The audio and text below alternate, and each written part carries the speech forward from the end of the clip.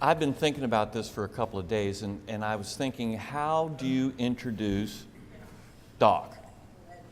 I think you have to go back to beginnings. I don't know how many of you knew Doc's parents, Homer and Grace.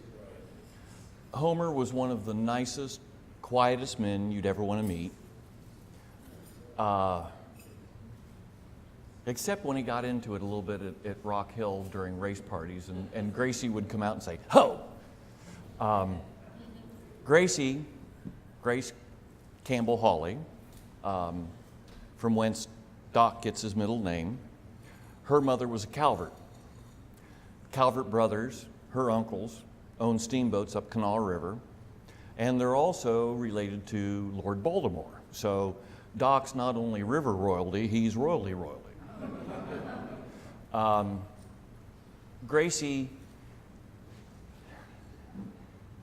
Doc inherited Gracie's laugh. When Gracie laughed, she laughed from her tips of her toes to the top of her head. And one of my favorite Gracie Hawley stories was during World War II. Doc and Grace were down visiting Doc's grandmother in St. Albans.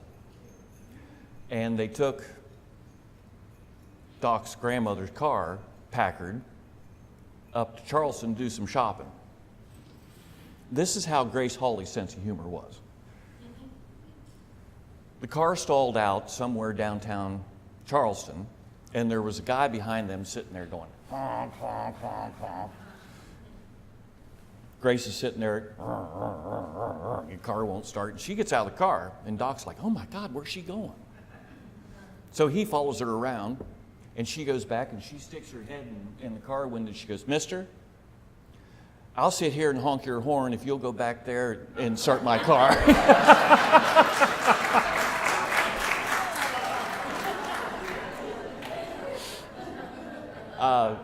That's where Doc gets his sense of humor from. As you all know, Capt Hawley started on the river in 1951 as popcorn popper and calliope player on the Avalon. Spent the next 10 years on the Avalon, with the exception of 1959 when he got his master's license on the Delta Queen. You got your mate's license in 57, which is a great story in itself. They needed a mate on the Avalon. And the guy that had the most time, wasn't it Louis Rudd? Yeah. And he couldn't read or write. So Captain Wagner asked Doc to school Louis Rudd in all the questions to get your mate's license. Now, can you believe this? In that day and age, in this day and age, Louis Rudd was allowed to take an oral examination to get his mate's license.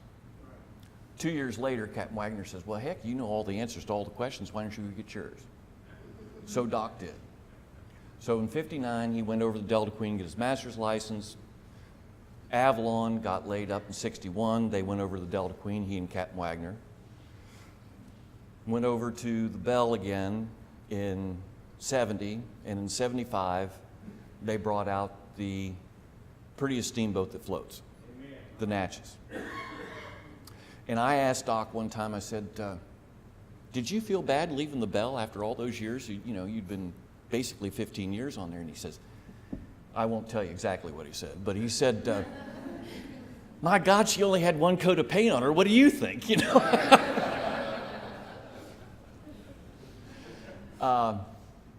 I met Doc 38 years ago this weekend. Was introduced to him by, he and Betty Blake were standing over here in the lobby to the dining room with Captain C.W. Stahl. And I came walking through as a 17-year-old, and C.W. says, "I'm tired of listening to you say you haven't met Doc and Betty." So that's how I met Captain Hawley. And without further ado, I give you probably, well, he is the last person I wanted to be like when I was a kid. So, thank you.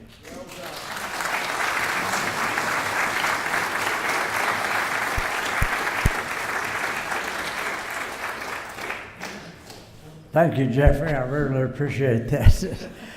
My mother was a funny little lady. She was really tiny, and that's why I'm no Superman. I'm really glad to be here. I'm really glad to see so many river people. Myself, I've been on the river 64 years, and I've had one interesting career.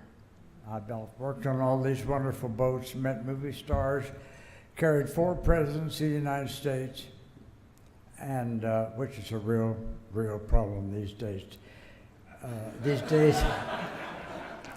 And I'm glad we didn't have to carry the present one.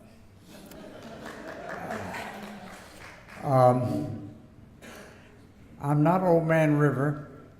I'm only 83. I've got a little ways to go. And but I want to tell you about some people that I worked with. The people that I worked with were more interesting than I am.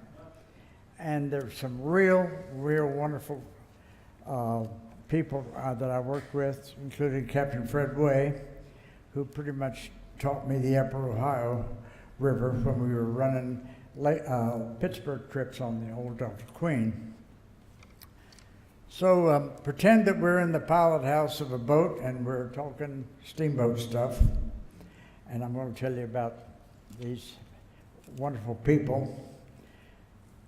Out here, out at the campus Martius Museum, there's a pilot house of the Tell City, and on the window is inscribed marking on the pilot house window by Captain Bo Allen, who worked on the Tell City for 10 years. He bought a new engagement ring for his wife, and he wanted to test it out. And he wrote on the window, Bo Allen, scratched the window up, and he's the guy that taught me how to turn a boat around. First time I ever turned a boat around was at Lock 47, just above Evansville. Mile 777.7. It's the only decimal number I can remember on all those boring decimal numbers up and down the river. It's Newburgh, Indiana. I turned the boat around, but the Bella Louisville handled beautifully, too beautifully for me. I turned it around twice. Went around in a circle, and then I went around in another circle.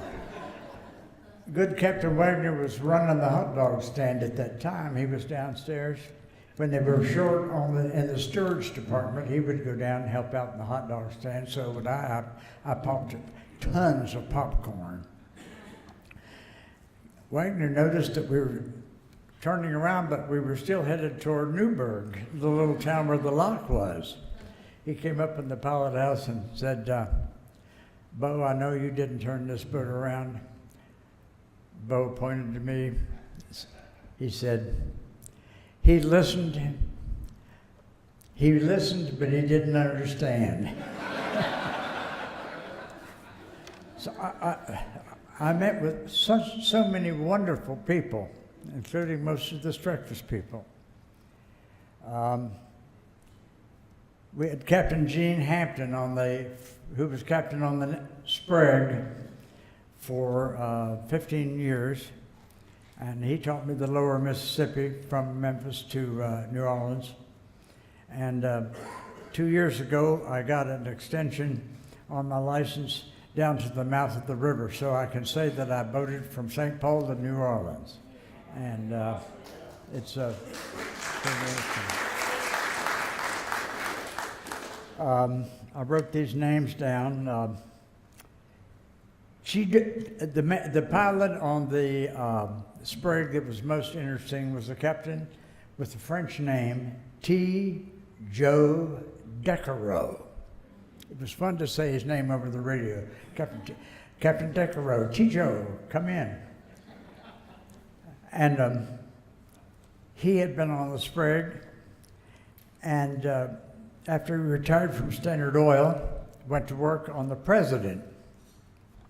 Well, in the winters of 1996 and 97, we laid the Delta Queen up for the winter at Port Allen, Louisiana, across the river from Baton Rouge. So on Friday night, I would take off from the Delta Queen, catch a bus to New Orleans, and ride the President on Friday, 2 trips on Saturday, and 2 trips on Sunday, to get my 20 trips through the harbor. On the Ohio River, you had to have 10 pilot trips, 10 round trips to make to get your pilotage. In New Orleans, you have to make 20 round trips. And talk about a rough map to draw. Has anybody in here ever drawn a map for New Orleans? Okay. You have 122 underwater pipeline crossings from the Huey Long Bridge to the Industrial Canal, and you got to put all that on the map. 122 gas lines, electric lines, whatever, and you have to put that on the map, which is in 5-mile increments. After I got my license, 1,300 miles, I thought I could work for Rand McNally.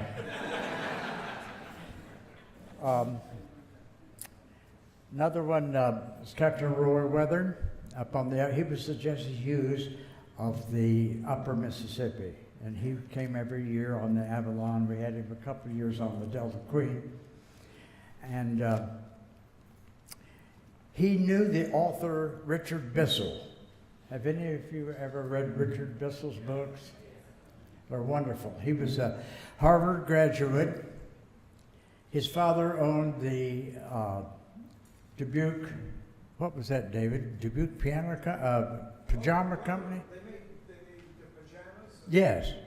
Yeah, Glover Company. Right.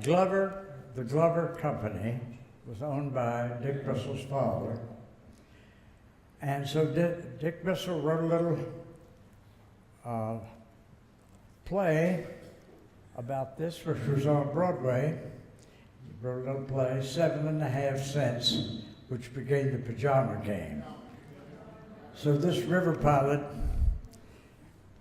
that was pushing barges up and down the river had a Harvard degree and lots of money after doing the Pajama Game. And he had a houseboat in Dubuque Harbor with the nastiest parrot I ever heard in my life. The parrot, you would not have wanted to take any of your brothers and sisters in there. Until the cage was covered, it was one swear word after another. The parrot never quit until you put the cover back on him, shut him up. Paul and Harris Underwood. Some of you might remember them from the Delta Queen. Paul and Harris Underwood were the Frederick Ways of the Tennessee River. And in 1956, Harris Underwood took me up a river I'd never heard of, the French Broad River, which is a tributary of the Tennessee. In my first 3 or 4 years on the Natchez, on the Bella Louisville, no, wait a minute, on the Avalon, I get my boats mixed up sometimes.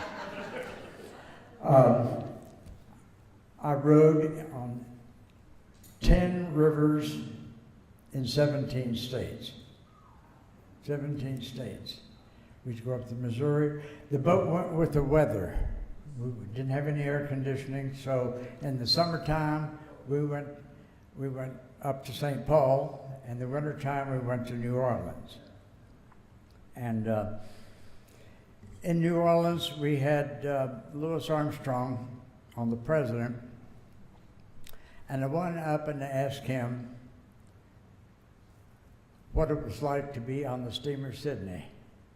Louis Armstrong's first job out of New Orleans was on the Sydney, going up the river. And in St. Paul, it was so cold he bought the first sweater that he'd ever worn. Little New Orleans boy. And after New Orleans, Storyville closed down. Any of you know what Storyville was? Like, it's pretty rough neck of place of ill repute. And the admiral of the Navy, a man with the crazy name of Philander, was his first name, Philander Knox, Knox. And he must have philandered around the quarter and knew what was going on down there in the lower quarter. So he ordered he said, if you don't close Storyville down, I'm moving the Navy base to Mobile. So the Coast Guard closed down Storyville, and all of the black musicians that were playing in Storyville headed to the boats. Now, at the same time, trains had put the brakes on the steamboats bringing cotton down the river. And the boats were going broke because nobody was riding. The boats were slow, train was fast, the train was cheap. And so the captains were figuring out what to do. So they hired all these out-of-work guys in Storyville to come out on the river and play jazz music. And that's how jazz went out of New Orleans, not by phonograph or radio or anything like that, but they went on the decks of a steamboat. And I can remember well what people must have felt like, because I was on the Avalon when rock and roll really came, rock and roll really came in with Chuck Berry and all these wonderful musicians. And I felt that excitement. And then I understood what the people in Muscatine and Dubuque and St. Paul thought when a boat landed in town with the New Orleans band thumping away on the dance floor. It must have been just wonderful. So I did meet Fats Domino and was very sad when he died because he was really just part of New Orleans. I'll go on here. Worked with Archie Maples.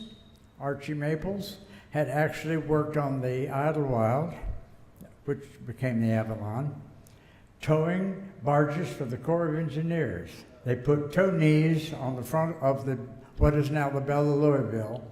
They put bolted tow knees on there and faced her up to as many as 10 barges. And she brought the revetment rock down from the Ohio River to the granite from the Ohio River down to New Orleans. And he actually took Captain Wagner and I to the bow and showed us the bolt holes that were still in the deck. Charlie Dietz worked on the Delta Queen. He started out as a striker, oiler on the Queen City. And Captain Agnew started out as pilot trainee. And in a few years, each one of them decided that each of them would go the other end of the boat. So Charlie Dietz went from steersman to a striker engineer, and Captain Agnew went the other way and ended up with a double license. He was a chief engineer and a master, double license. Charlie Dietz was a great friend. We worked together on the Belle of Louisville and the Delta Queen many trips, and he was the chief engineer, the first chief engineer on the Delta Queen in 1947. Albert Kelly taught me the Ohio River. He worked on the city of Louisville, and he was showing me the marks they were running back there when the city of Louisville ran that great race from Louisville to Cincinnati.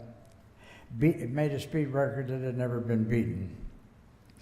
So I'm getting all this wonderful lore and getting paid for talking to these guys every day. I brought them, for the Pilot House gang, I toted gallons of coffee to the Pilot House. And along that, I want to mention, we had John Hartford as watchmen on the Natchez when we came up the river to race the Bella Louisville and the Della Queen. John wanted to ride up the river, and I insisted on paying him. He got $12 an hour. We were at Memphis, and the owner of the manager of the boat store there, Waterways Marine, at foot of Beale Street, wanted a cup of coffee. So he blew a quick whistle, and up comes John Hartford. And he said, "How do you like your coffee, Cap?" He said, "Well, color it up like a new saddle." I'd never heard anybody say that. The pilot said, "Color my coffee up like a new saddle." So he said, "Yeah, okay, heavy on the cream." He went down, and the manager of the boat store said, "Damn, that guy looks like John Hartford."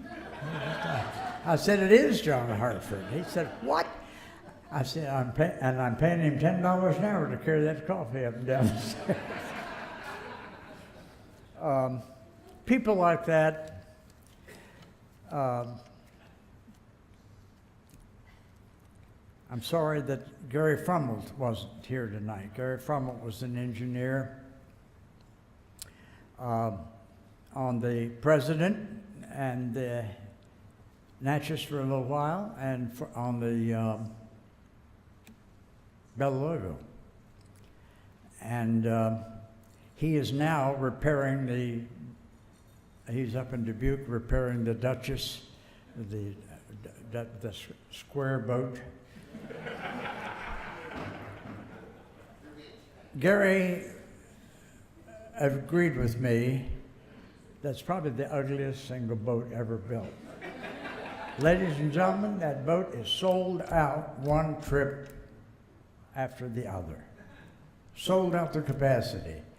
And the only reason I'm riding on that boat on October 9th is the Elder Hostel Group, travel group, which is now called the Rhodes Scholars.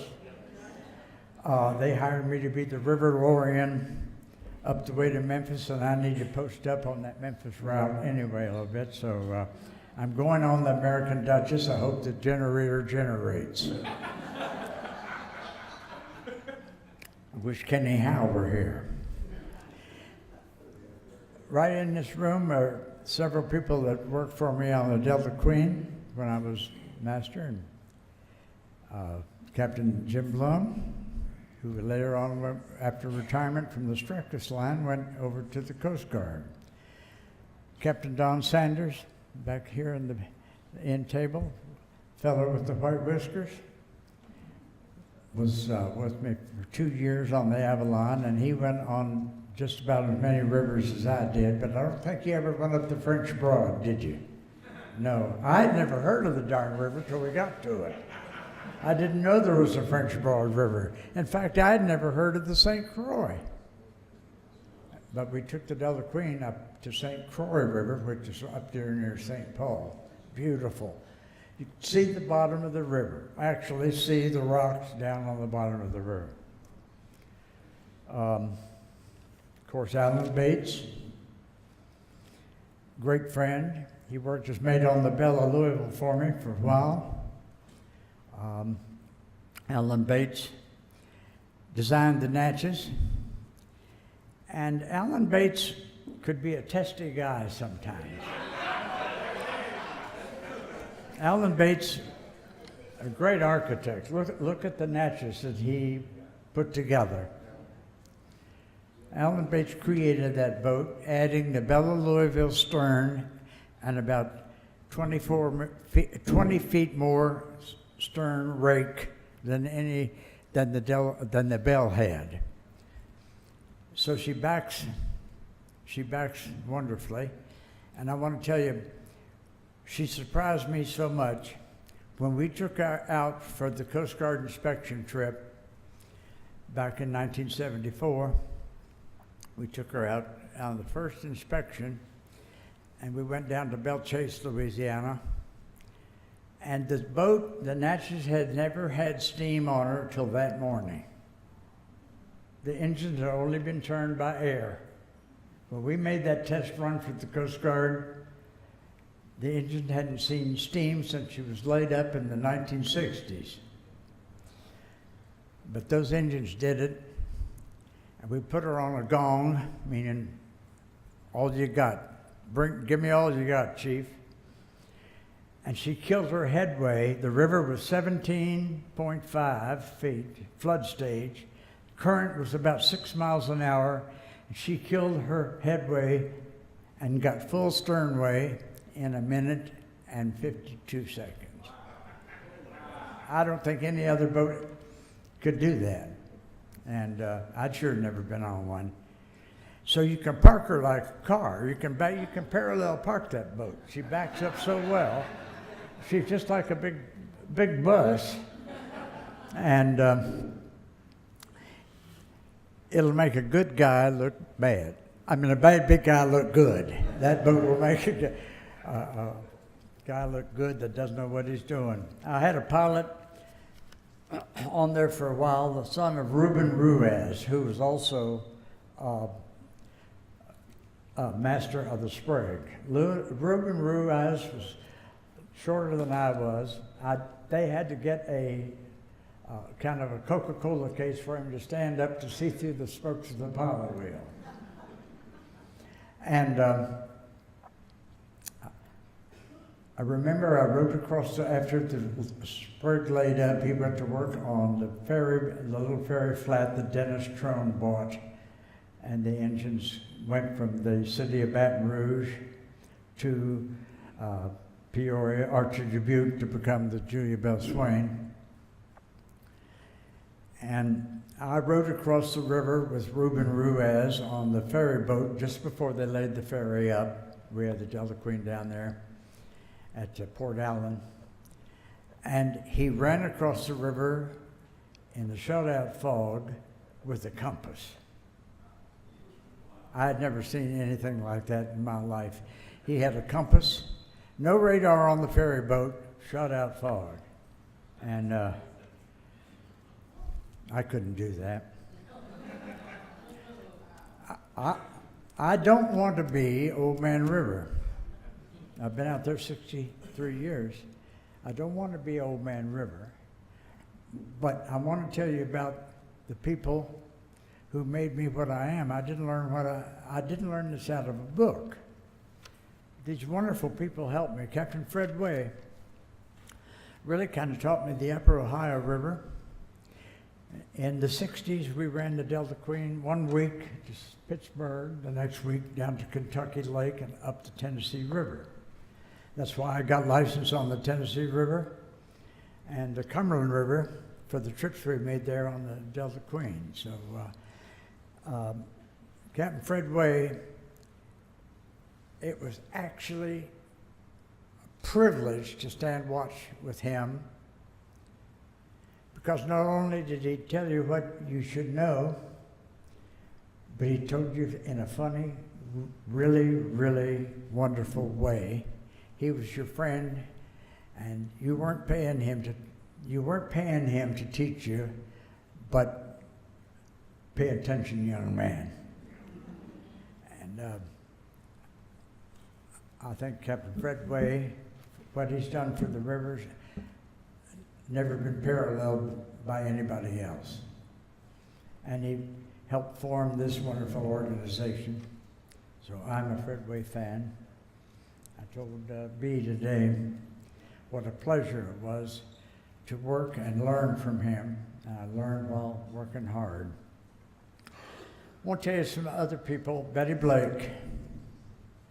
Betty Blake was the advance girl for the Avalon. She actually went from town to town putting posters up.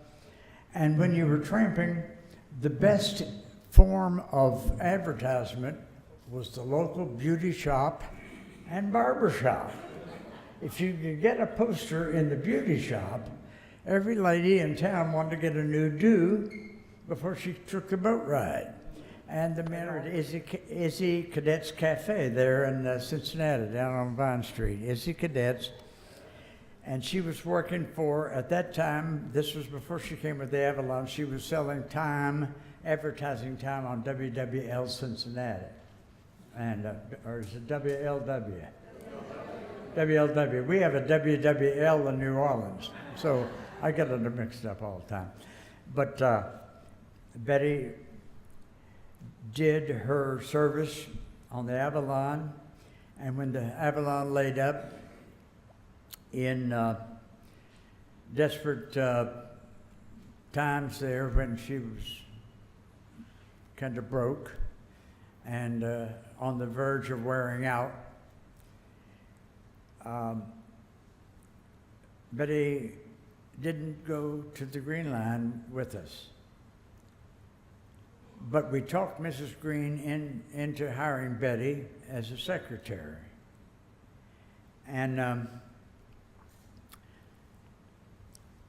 on that first trip, on one of the early trips on the Delta Queen, we had Durward Kirby. Do you remember Durward Kirby? He was on What's My Line, or all of them. To tell the truth, I've got a secret. So I'm not claiming to have gotten Betty the job, but I pushed it pretty hard with Mrs. Green. I had worked under Mrs. Green's tutelage in the 1959. So when I had Durward Kirby on the boat heading for New Orleans, and I wanted to get everybody back on board the Natchez, or on board the Delta Queen, to get to New Orleans, because if we didn't get the laundry off of the boat before 5 o'clock, then we'd have to be short of sheets. We did the laundry off of the boat, so we had to get the boat to New Orleans. And so I was on the levee herding the passengers back on the Delta Queen in a kindly manner. And Durward Kirby came up and said, "Did anybody ever tell you you don't look like a captain?" And I said, "Well, I am, but sorry about that, I don't look like it." And he said, "Can I take your picture? I know the people at Goodson Todman that runs all those Guessam television shows, Goodson Todman Productions." So I said, "Sure, take the picture," but I never expected anything to come of that. But a week later, we didn't have any cell phones in those days, no phones on the boat. And a week later, on the way back upriver from New Orleans, I got a telegram, come to New York, be on to tell the truth. And they had room for me at the Plaza Hotel, no less. And here I was, the little boy who didn't look like a captain. I'm up there telling these two phonies how to be captains. I had to train the two phonies all about the river, so that, to the extent that they knew that Kitty Carlisle had done summer stock theater in New Orleans, so I had to. She knew about New Orleans. She knew the streets, the neighborhoods. I had to educate these two guys all about New Orleans, because they might get caught up in the lies of To Tell the Truth. And so anyway, after all that program was over, I came back, and I kind of let the people in the office think that Betty had gotten me on to job. I didn't tell them about Durward Kirby or anything like that. It's the only time I kind of didn't tell the full truth to your mama, Jane. So, because Betty helped me get on To Tell the Truth,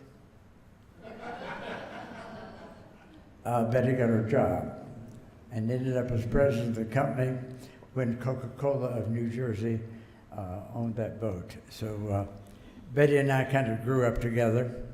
We lived up in Mount Adams. She on one street, me on the other. And we both enjoyed working for Mrs. Green. 1959, when I was on the Delta Queen, I got to know Mrs. Green. We were fellow West Virginians.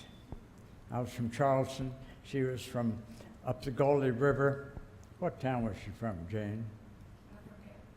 Jane forgets. Well, but she was a good old West Virginian, and we had to stick together because West Virginia, you know, kind of gets put on the bottom of the barrel once in a while, and deservedly so. I understand that part of the state Supreme Court is being indicted for misdemeanors, and they might. Have you ever heard of 4 people on one Supreme Court to be impeached? I haven't heard it, there should be. Yeah. But Mrs. Green had a penchant for retaining old employees. She took care of all of especially the black people that had worked on the boat. We had one waiter named Mose England, who had been with the lead line in Memphis, started out with the lead line in Memphis, and he came up and he was maitre d' on the Cincinnati, which became the president. And then the Green Line got him and he was on the Gordon Green. But he got as deaf as a doornail. So they put him waiting tables in the Texas officers' dining room. Back in the old days, we had a licensed officer's table and then a table for the unlicensed people like the hostess and the purser and all those people. Well, we were running slow every trip going into Cincinnati because technically, due to the information on the folder, we couldn't get into Cincinnati until after midnight. It wouldn't be a 7-day trip if we landed there on Friday night. So we had to go stretch the time out and run slow and dead slow so we wouldn't get into Cincinnati before the bell of midnight. So remember Moses deaf as a doornail. He asked Ms. Green, Bob McCann. He asked Bob McCann, who was purser, Ms. Green, why is it that we don't get in on payday night? And she said, Mose? He said, Mose, we used to have to go through about lock 37 to get from Madison to Cincinnati. And Moses shaking his head. He hadn't heard a word. And when she told him we just can't get in there until after midnight, Moses said, "Do you want gravy on that?" Tore us up in the officers' quarters. Bruce Edgington. You remember Bruce? Bruce Edgington was actually, this is had been very seldom published. He was the watchman on the Virginia when she went in the cornfield. That's how old Bruce was. Bruce Edgington was he was a real good fireman. And Charlie Dietz, he was the first fireman on the Delta Queen when they started bringing her up the Mississippi to Cincinnati. But Bruce Edgington was watchman on the Emory Edgington, his cousin, who we had on the Avalon, got his license in the 1880s. I'm not sure what he was working in the 1950s. He got his license in the 1880s. When he started on the river, the only lock in the Ohio River was Davis Island in Pittsburgh. Think of that. Think of that. I got to work with the guy that worked on the Ohio when there was no locks but one. Obviously, he didn't work much in the summertime. The river was all gone then. Bruce was an avid book collector, and he specialized in Godey's lady books. He had one of the largest collection of ladies' books. For some reason, he liked Godey's lady books, and he had, after he died, he was hit by a car at Aberdeen, across the river from Maysville, and after he died, they were going through his house, and there was a virtual library. And Captain Wagner got a picture of a Civil War gunboat, Confederate gunboat, and Captain Wagner didn't have room, and he gave it to me, and I treasure that because Bruce was a prize.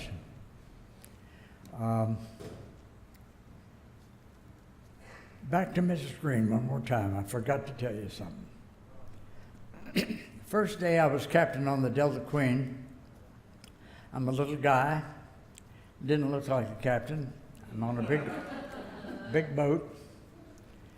And Mrs. Green very politely came aboard and she said, "Doc, I want to talk to you just a few minutes out on the guard. If you'll come out on the guard, we'll talk just for a few minutes." I said, "Yes, ma'am, be right out." And what she wanted to do was to give me Captain Tom Green's cap band to put on my hat. So every time I was captain on the Delta Queen, I wore Tom Green's cap band, which I have now framed. You've seen that framed in New Orleans. So that's the kind of lady Letha Green was.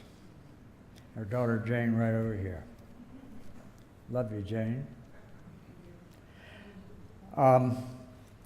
Now for some funny stories. I want to tell you about the raid at Gunnersville first. The Avalon was raided at Gunnersville, Alabama, and before we'd leave Cincinnati in the spring of the year, we would put 5,000 cases of Burger beer on the boat. 5,000 cases. In each case having 24 cans in it. So it's early spring, we paddle down to the Tennessee River, we go up to the town of Gunnersville. We stop there, and the sheriff, who always worked for us on the boat as security man, all of a sudden, he couldn't work for us because he was running for sheriff. And he said, "Sorry, fellas, I can't help you this year. And I'll see you a little bit later." We thought he was just coming down for a boat ride. Captain Wagner said, "Yeah, come on down and have lunch with us." What he did is he came down and raided us. We had taken about 12 cases of beer up on the Texas deck to the bar that was up there. And the sheriff was standing on top of the hatch, under which there was at least 4,000 cases of beer. And Wagner is looking at me, and I'm looking at him, thinking, if that sheriff knew what was under that hatch cover, we'd probably be in jail right now. So we got away with that one. But that was a surprise. Another trip was the Girl Scout troop. The office came to me on the Natchez in New Orleans and said, "We've got an unusual charter coming up. We thought we'd run it by you because the Coast Guard. And I said, "Well, give it to me." Turned my hands up, waiting to get my wrists slashed. And I said, "Well, what kind of charter is it?" And they said, "It's a charter for the blind." I'm thinking, ooh, raised door sills. All the door sills on the Natchez were raised. All the interior of the boat is carpeted. I said, "Well, how many tickets are we talking about?" And he said, "Well, right now it's 600. 600 people, blind people." So I sashay up to the Coast Guard office and I said to the commander, "Has anybody ever carried a trip of 600 blind people on the water, anything that you know of? He said, no, but he made me feel good. He said, no, but you know, if you don't do it, your behind is mud. You've got to carry those people. But you got to get a lot more watchmen. He said, I know your boat's a good boat, but all those raised door sills, which is our fault, we made you put the raised door sills on there, even though you weren't on any, you're never going to be threatened by any ocean waves that would jump over the door sills. So he said, I would get 40 watchmen, 40 extra watchmen, in addition to the 3 that I already had. So I'm thinking, where am I going to get 40 guys or gals to work this boat for $10 an hour, but they're only going to be there 2 hours and get a hot dog for lunch?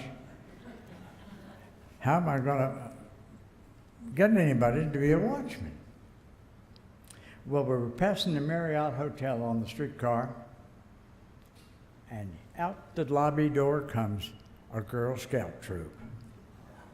Bingo! So we ended up with 20 Boy Scouts, 25 Girl Scouts. Why the difference, I don't know. But we had badges made, and me being the thoughtful captain trying to keep a clean boat, I said, let's go to the Gray Line and ask them to have the bus drivers take Fido for a little walk. 600 dogs. 837 people, 600 dogs. The one thing we forgot about was the whistle. Those wonderful animals are trained for every kind of accident, but not a steam whistle on 240 pounds of steam. We could have called ahead if we'd have thought about it, but we're thinking just of things that we shouldn't have been thinking about. But I was out on the bridge out forward. When I saw that, when I told the pilot the lines were all gone, full ahead, when I saw that hand go up, I knew what was going to happen. One long, sustained blast. 600 dogs' tails went up, and so did their ears. And I had to make the Boy Scout and Girl Scout troops into Pooper-Scooper patrols. Had to have everybody stay seated because the inside of the boat was carpeted, even where the restrooms are. And it was a literal mess. We finally got it cleaned up. I did a Technicolor narration. The boat on the wharf on the left has a big coffee boat, black hull, white superstructure, name in red paint on the unloading brown bags of sugar, that kind of stuff, Technicolor. Chalmette Battlefield was a green field with a gray obelisk to commemorate the death of all the soldiers during the Battle of New Orleans. And it's the only trip where 800 people clapped at the end of the trip after the narration. The only thing, the chief engineer came up and said, you know, Capt, all we'd had to do was get a tug to run up and down the river, make a couple waves, shake us up a little bit. We wouldn't have had to go out. We could just... But we were truthful guys. The Coast Guard was very cooperative, and now I'm going to tell you about the Coast Guard being uncooperative and taking action against me for revocation of my license and suspension. When we brought the Natchez up to Louisville for the race in 1982, we stopped at the good old town of Paducah. The ring bolts in the landing are made fast by a shackle, which is a U-shaped bolt buried in the concrete, and within is this ring. You put the line through the ring. We go into Paducah not knowing what kind of crowd we was going to have. Ended up big time. Morning trip, we did a 3 rivers trip out of Paducah. I had license up to Cumberland, had license up to Tennessee, and had license on the Ohio. So we left and we stuck the boat's nose up into Cumberland, came down and went up to Tennessee a couple miles, came back to Paducah. But we only had 133 people on that morning trip, which was nothing.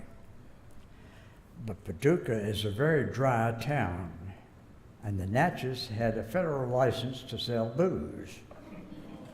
So when the good passengers on the first trip called their friends, neighbors, cousins, aunts, uncles to tell them that you could get a good hard cocktail on Sunday morning, the afternoon trip, we had 1,500 on there.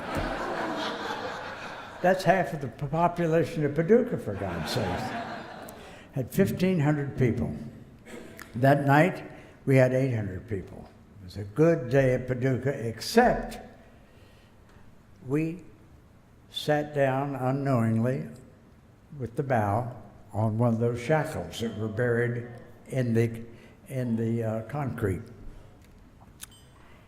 So we backed out after we got all the people off. We backed out, and we didn't have anybody on the boat to cause any irregularities in the listing and so forth. But we noticed the boat had a starboard list. So we thought, let's check out the bilges.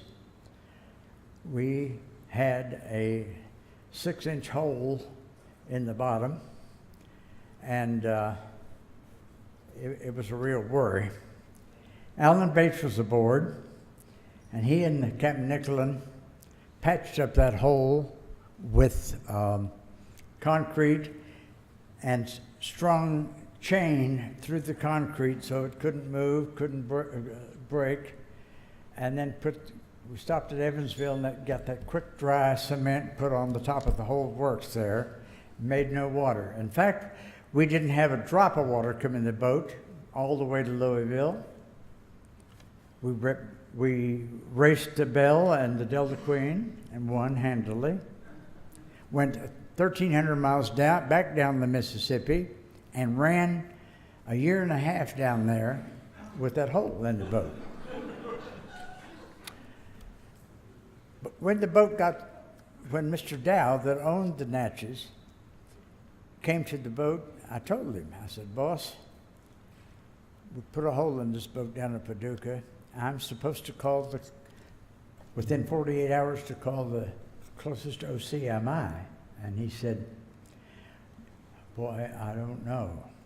He said, the Coast Guard's worse in the small towns than it is in big towns. So let it go, and we'll get it fixed when we get back home.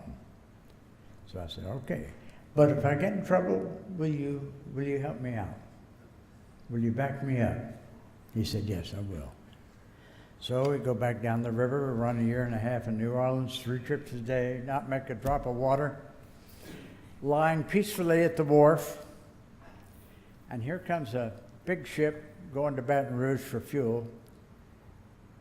And rudders hung up on 13 degrees on the starboard part of the compass. The ship came right across the river, ran into the Natchez. The bulbous bow went over the outriggers under the hull, lifted the boat up, and with all the fuel and the water that we carried on the boat did some severe listing and was sinking. The Coast Guard hadn't been favorable to us because they made us put cross-connect pipes from the outward bulkhead on the port side to the outer bulkheads on the starboard side, so the boat would sink evenly. Are you ready for that? The boat would sink. It's okay, it's going to sink, but it isn't going to list. So we called the fire department. A boat came up on the wharf, pumping out the port tank because we couldn't keep the water from going to the port side, even though the wound, 65-foot wound on the starboard side. So we had an engineer who had a diving gear, and he took a couple of big gallon jugs, and went down there and jobbed up in those cross-connect pipes, which were actually going to cause the boat to sink. And once the fire truck leaves, we're on our own, baby. So we stopped the leaks on the port side, and we took the fireboat down the river with us. The fireboat was the most gorgeous fireboat. She had been built in 1905. She could pump 1,000 gallons a minute, and she took us this wonderful steamboat, called the Deluge. That was the name of the fireboat was the Deluge. And that took us down to Todd Shipyard, and we pulled the natchez out of the water. The biggest catfish that I ever saw came out of the hole, and it ended up after they weighed, it was over 40 pounds. And but anyway, even the Coast Guard got excited with the catfish and forgot about the wound for a few minutes. So we told the shipyard, cut that shingle out. There was this black-looking shingle hanging down with beautiful streams of moss on it. It was bad news. So I cut this out and patch up the holes. Coast Guard man walked on the boat at 7. We didn't go to work at 8. When I got there, the watchman says, that Coast Guard man came down and cut that. He's got the piece of steel and the shingle both up on his desk. I said, uh-oh. So I was confronted by the Coast Guard man, who was angry as hell. And he said, I'm going to have your license. And I was so mad, but this time after the pump deal and all that business, I was so mad that when he said, I'm going to have your license, you better believe it. And I said, I don't know what you're going to do with it. Boy, then he put in for revocation, not just suspension. So I called my boss up in Lake George, New York, Mr. Dow, help, your little captain is going to get his license revoked if you don't get down here and help me in this court. Well, a dream came true. I got out of the whole mess, but Mr. Dow walks in the Coast Guard office with me with his little alligator briefcase, his Brooks Brothers suit, and he said, I'm Wilbur Dow. I'm here to defend my master on against revocation and suspension of his license. And the man at the desk said, Wilbur Dow? Wilbur Dow? You saved my father's license in 1938 when a ferry boat in New York, the chief had answered the bell to back up. He came ahead and smashed the whole front of the boat and hurt a couple people. And Mr. Dow had gotten this Coast Guard man's father off without revocation or suspension. And I thought, there might be a little hope at the end of the rainbow here. So we get in there and they read the particulars of all of the charges against me. And then the same Coast Guard man, he was a vice admiral, I think. I was only a boy, and it was like watching Perry Mason I thought I was watching Perry Mason when you were defending my father. And I'm thinking there is some light at the end of the rainbow. Meanwhile, the Coast Guard man who had sworn out the revocation charges against me was sliding slowly down in his leather sofa there in the Coast Guard office. We went on with the particulars, and at the end of the deal, he exonerated me, and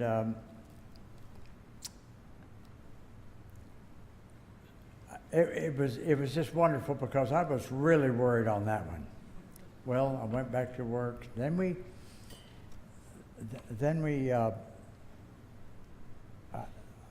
I asked Mr. Dow what he wanted for helping me. What can I do? And he said, you know, my dog, he had bought from our wharf master, David Mesler. He bought this little dog, hunting dog, and he said, you can buy me a new dog.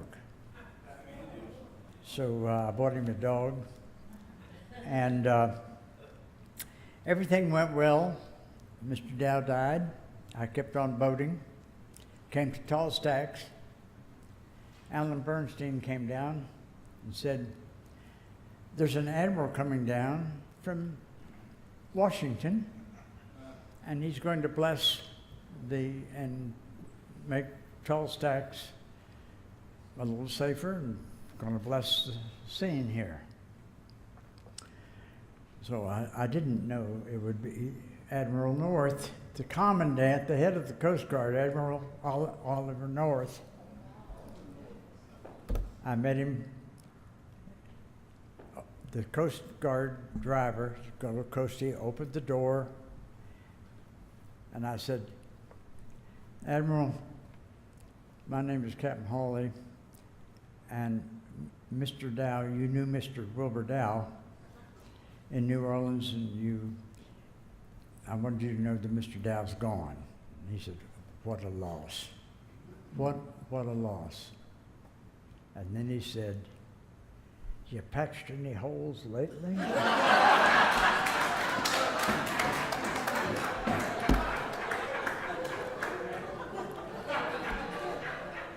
We both laughed, and when I got up, Alan Bernstein had gone to settle an argument on one of Bill Bowles' boats. Bill Bowles from St. Paul had a boat. The fire hydrants on the boat were completely wrong. They weren't even Coast Guard approved.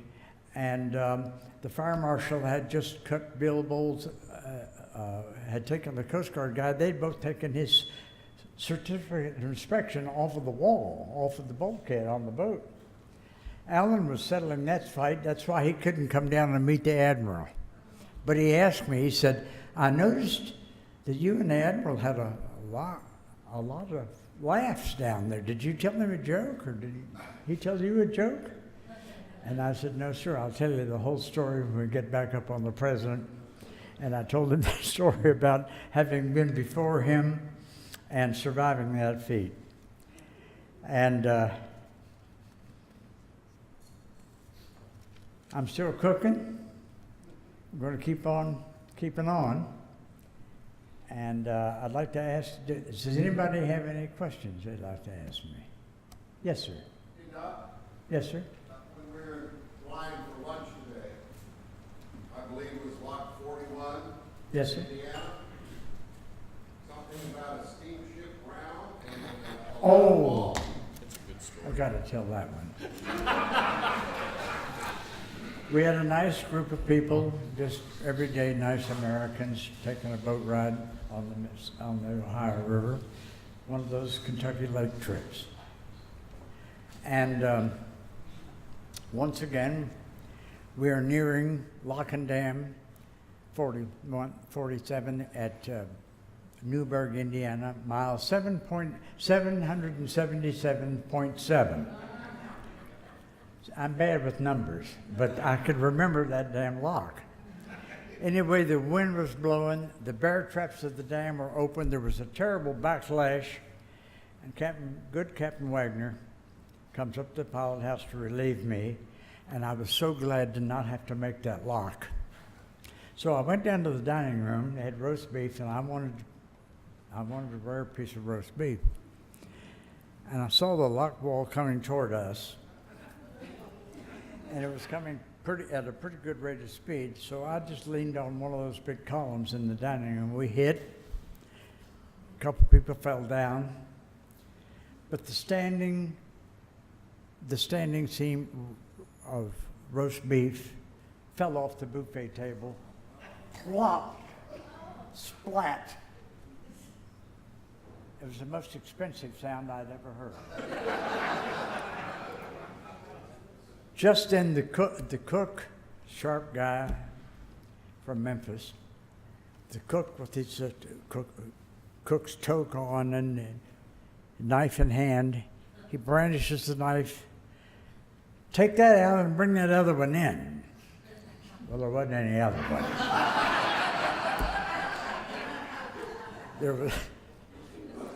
They dusted it off real good. Put oranges, apples, and pretty stuff around, lots of lettuce. There were very few cuts that could be proven. So we went, and I was the first one in line. I made a good example. I went up for my little plate, and but I'll never forget that splat. I'm glad you reminded me of that story. We had lots of fights in a small town. Usually the local bad boy had to show off and impress his fellow town people when we were at a small town, worse than the big towns. And we had more people fight and jump overboard at the small towns. And I begged the people building the Natchez to put a little brig on the Natchez. But they said, no, we run quality boats, we're not going to have any trouble. So, all right.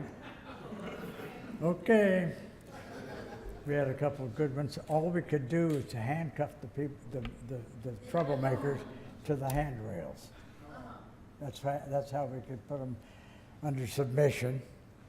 We had no jail. But on the, Captain Don Sanders will remember this jail. The jail was in the back of the engine room under the steering quadrant. Round thing that the main rudder rode to change rudders. On top of that was the jail. Under the jail was a hatch cover, so you could get down in the bilge. The bilge was a muck with 48 years, the boat was 48 years old, that 48 years of oil and sludge. The night watchman had not put the floor in the jail. The back of the engine room was pretty dark. So we hustled this drunk down the stairs. He had already torn up 2 electric fans on the ballroom ceiling and got in a fight with a lady. And so we wrestled him downstairs, threw him in the jail, and he completely disappeared. He went down in that muck, and when he came out, he looked like he'd been mining coal. I had to help him out of the hold. I had a white shirt on, and it was brownish black when I got it out. My cap, I had a white cap top. It was dirty. The foot box was greasy. The foot box was the gear running across the engine room over the top of the engine gear. Chief engineer nearly broke his neck going across that catwalk, and we didn't get sued. We did not get sued, and I felt really bad about that. The night watchman was put on suspension because the rule was that he opened the door, put the hatch cover back on, because the floor of the jail was the hatch cover, you see. And when we threw the drunk in there, there weren't no floor. So that's about it. I wanted to tell you about the good times, bad times, the fun, the work, and one of your board members, Captain Tommy Dunn, retired from his business there in St. Louis. And I'll tell you one thing, the excursion business in St. Louis ain't going to be the same without Tommy Dunn. I think he's one of the finest representatives of the passenger boat industry. And so hope you have a good time, Tom. And thank you very much. Thank you very much. Appreciate. Oh, man. I really do thank you. It's so nice to be here and have you all stand up. I'm almost embarrassed, but almost. Thank you, folks, for coming, and I hope to see more of you. I won't try to play the piano. I won't try to play the piano tonight because I understand that they had some complaints last night about the passengers upstairs didn't like to hear the Darktown Strutters Ball at 9 o'clock at night. So there won't be any piano tonight that I know of. And I just want to say so long for now, and I'll see you. And I hope if you ever get to New Orleans, come see me. I have a pretty house, and I have a beautiful boat. So I did have a beautiful boat. Thank you.